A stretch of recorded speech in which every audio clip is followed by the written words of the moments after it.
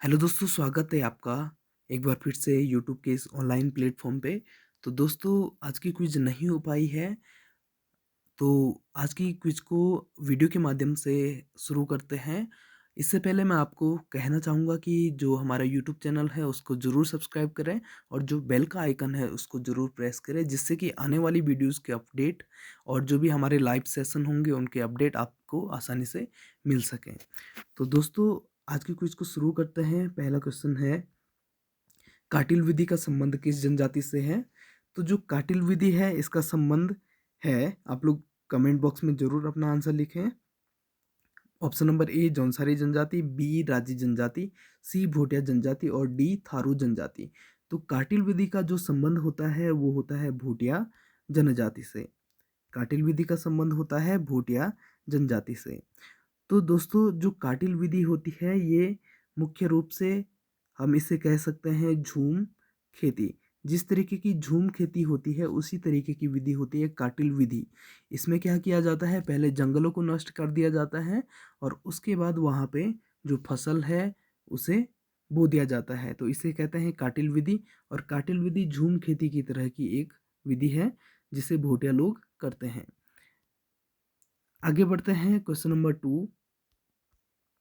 किस जनजाति के लोग भूमियाल देवता की पूजा करते हैं? तो कमेंट बॉक्स में जरूर अपना आंसर लिखें। ऑप्शन नंबर ए जौनसारी जनजाति, ऑप्शन नंबर बी भूटिया जनजाति, ऑप्शन नंबर सी थारो जनजाति और ऑप्शन डी राजी जनजाति। तो जो भूमियाल देवता की पूजा करते हैं वह जनजाति है भूटिया जनजाति। आगे बढ़ते हैं, क्वेश्चन नंबर 3। अदृश्य विनिमय किस जनजाति से संबंधित है?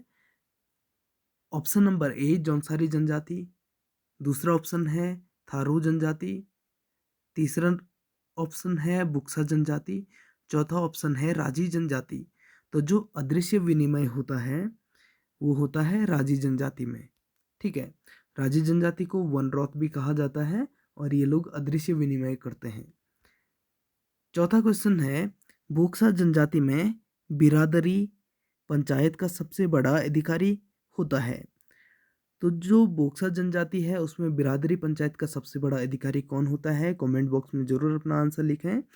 पहला ऑप्शन है सयाना, दूसरा ऑप्शन है तख्त, तीसरा ऑप्शन है मुंसिफ और चौथा ऑप्शन है मंझरा। तो जरूर कमेंट बॉक्स में अपना आंसर लिखें। तो इसका आंसर हो जाएगा बी तख्त। इसका आंसर है बी तख्त। तो दोस्तों, जो यहाँ पे ऑप्शन ए है, जो सयाना होता है वो खुमरी का मुखिया होता है। जो तख्त होता है वो बोक्सा जनजाति में बिरादरी पंचायत का सबसे बड़ा अधिकारी होता है। मुंसिफ की यदि हम बात करें तो तख्त के नीचे यानी कि तख्त के बाद का जो भी अधिकारी होता है उसे मुंसिफ कहा जाता है।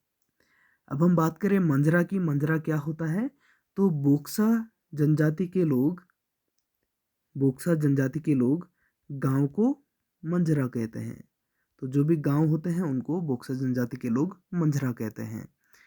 आगे बढ़ते हैं, पांचवा क्वेश्चन है, उत्तराखंड की 5 जनजातियों को एसटी यानी कि शेड्यूल ट्राइब्स यानी कि जनजाति जो जनजातियां हैं उत्तराखंड में 5 जनजातियां, उनको एसटी का जो दर्जा है वो कब मिला? तो ऑप्शन है 1977, दूसरा है 1970, तीसरा है 1967 और चौथा है 1965। ठीक है, तो यहाँ पे इनको एसटी का जो दर्जा मिला है वो मिला है सी 1967 में। 1967 में। तो क्या कोई आप में से बता सकता है कि जो एसटी का दर्जा इन 5 जनजातियों को मिला है वो किस समिति की सिफारिश के आधार पर मिला है? कमेंट बॉक्स में जरूर आंसर लिखें। तो इस समिति का नाम होता है लोकर समिति। लोकर समिति की सिफारिश पर 1967 में उत्तराखंड की इन 5 जनजातियों को एसटी का दर्जा मिला है यानी कि शेड्यूल ट्राइब्स का दर्जा मिला है।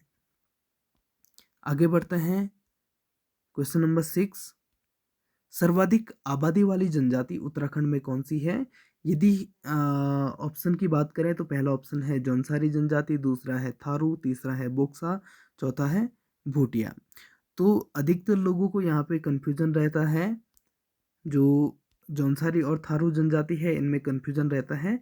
यदि हम 2001 की जनगणना के अनुसार बात करें तो 2001 की जनगणना के अनुसार जौनसारी जनजाति का प्रतिशत उत्तराखंड में सर्वाधिक था, लेकिन 2011 की जनगणना के अनुसार जो थारू जनजाति है ये उत्तराखंड में सबसे अधिक जनसंख्या में मिलती है। तो इसका आंसर हो जाएगा ऑप्शन बी, थारू जनजाति। आगे बढ़ते हैं, क्वेश्चन नंबर 7। सबसे कम अनुसूचित जनजातियां किस जनपद में निवास करती हैं? सबसे कम अनुसूचित जनजातियां किस जनपद में निवास करती हैं? ऑप्शन है रुद्रप्रयाग, दूसरा है टिहरी, चौथा है चमोली, पांचवा चौथा पहला ऑप्शन है रुद्रप्रयाग, दूसरा है टिहरी, तीसरा है चमोली और लास्ट ऑप्शन है उधम सिंह नगर। तो निम्न में से किस जिले में सर्वाधिक और सबसे न्यूनतम अनुसूचित जनजातियां निवास करती हैं? तो जो रुद्रप्रयाग जिला है इसमें सबसे कम अनुसूचित जनजातियां निवास करती हैं। यदि हम अनुसूचित जनजातियों की बात करें तो सबसे कम मिलती हैं रुद्रप्रयाग में, सबसे कम है रुद्रप्रयाग में। उसके बाद दूसरे नंबर पे है टिहरी में, तीसरे नंबर पे है चमोली। और यदि हम बात करें सबसे ज़्यादा अनुसूचित जनजातियां किस जनपद में निवास करती हैं तो ये है उधम सिंह नगर। यहाँ पे सर्वाधिक अनुसूचित जनजातियां यानी कि शेड्यूल ट्राइब्स मिलते हैं। आगे बढ़ते हैं क्वेश्चन नंबर 8 की ओर। क्वेश्चन नंबर 8, बदला विवाह प्रथा किस जनजाति से संबंधित है? बदला विवाह प्रथा, बदला क्या है? एक विवाह प्रथा है, ये भी क्वेश्चन पूछा जा सकता है। तो इसका संबंध किस जनजाति से है? ऑप्शन ए है जौनसारी जनजाति, ऑप्शन बी है थारू जनजाति, ऑप्शन सी है भोटिया और ऑप्शन डी है बोक्सा जनजाति। तो इसका आंसर है बदला विवाह प्रथा किस जनजाति में प्रचलित है या किस जनजाति से संबंधित है? तो इसका आंसर हो जाएगा थारू जनजाति। देखो थारू जनजाति में इस बदलाव विवाह प्रथा के अंतर्गत क्या किया जाता है? जो भी दो व्यक्ति होते हैं, यानी कि सपोज एक व्यक्ति है उसकी कोई बहन है, तो उसकी बहन की शादी जिस लड़के से होगी उस लड़के की बहन से इस लड़की के भाई की शादी होगी। तो इसको कहा जाता है बदला विवाह प्रथा, यानी कि एक परिवार की एक लड़की इस फैमिली में जाएगी तो इस फैमिली की दूसरी लड़की इस परिवार में जाएगी, तो इसको कहा जाता है बदला विवाह प्रथा। ठीक है। इसी तरीके का थारू जनजाति में एक दूसरा विवाह प्रथा भी है जिसे कहा जाता है तीन टिकटी। सपोज ये भी हो सकता है कि जहाँ पे लड़के और लड़की की शादी हो रही है, सपोज जो लड़का है उसकी कोई बहन नहीं है, तो क्या कर दिया जाता है, जिस लड़के की कोई भी बहन नहीं है उसका कोई भी नज़दीकी रिश्तेदार होगा, उनकी किसी लड़की से दूसरे लड़के की वहाँ पे शादी होती है। इसे कहा जाता है तीन टिकटी प्रथा, यानी कि दूसरे की बहन की जगह पे किसी भी रिश्तेदार की लड़की से विवाह करना तीन टिकटी प्रथा कहलाता है। ये लोग क्या करते हैं, जो सगाई है, सगाई को, जो भी इंगेजमेंट होती है, सगाई को अपना पराया कहते हैं। सगाई को यहाँ पे अपना पराया कहा जाता है। ठीक है। और यहाँ पे जब विवाह की कोई तिथि निकाली जाती है, विवाह की जो डेट निकाली जाती है, इसे बात कट्टी करना कहा जाता है। तो यहाँ से 3-4 क्वेश्चन आपके क्लियर हो जाते हैं। एक है आपका बदला विवाह प्रथा, दूसरा है तीन टिकटी प्रथा, तीसरा है अपना पराया, चौथा है बात कट्टी करना। तो 4 क्वेश्चन यहाँ से आपके क्लियर हो जाते हैं। आगे बढ़ते हैं क्वेश्चन नंबर 9, जाड़ का संबंध है। जाड़ का संबंध किस जनजाति से है? तो यहाँ पे ऑप्शन है आपके ए थारू, बी जौनसारी, सी बोक्सा और डी राजी जनजाति।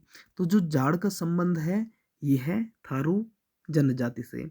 तो थारू जनजाति का एक पेय पदार्थ होता है जाड़, तो इसलिए हम कहते हैं जाड़ का संबंध है थारू जनजाति से। ठीक है। इसी तरीके से यदि हम बात करें यहाँ पे थारू की जगह पे यदि भोटिया ऑप्शन रख दिया जाए तो इसका आंसर हो जाएगा भोटिया, क्योंकि जो उत्तरकाशी है, उत्तरकाशी जनपद में जो भोटिया होते हैं उनको हम कहते हैं जाड़ भोटिया। तो जाड़ का संबंध क्या है? एक तो है भोटिया जनजाति से, एक है भोटिया जनजाति से, क्योंकि जो उत्तरकाशी है, उत्तरकाशी में जाड़ भोटिया निवास करते हैं। और दूसरा है थारू जनजाति से, क्योंकि इनका पेय पदार्थ है जाड़। ओके, आगे बढ़ते हैं लास्ट क्वेश्चन पे। 10वां क्वेश्चन है, गैरसैंण नगर पंचायत का गठन किस वर्ष किया गया है? ऑप्शन आपके पास हैं 2011-12, 2015-16, 2017-18 और 2020-21।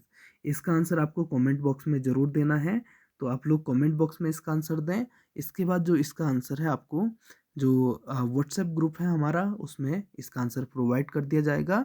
तो ज़रूर यहाँ पे अपना आंसर कमेंट बॉक्स में कमेंट करें, ठीक है। तो अगली क्विज लाइव चलाई जाएगी।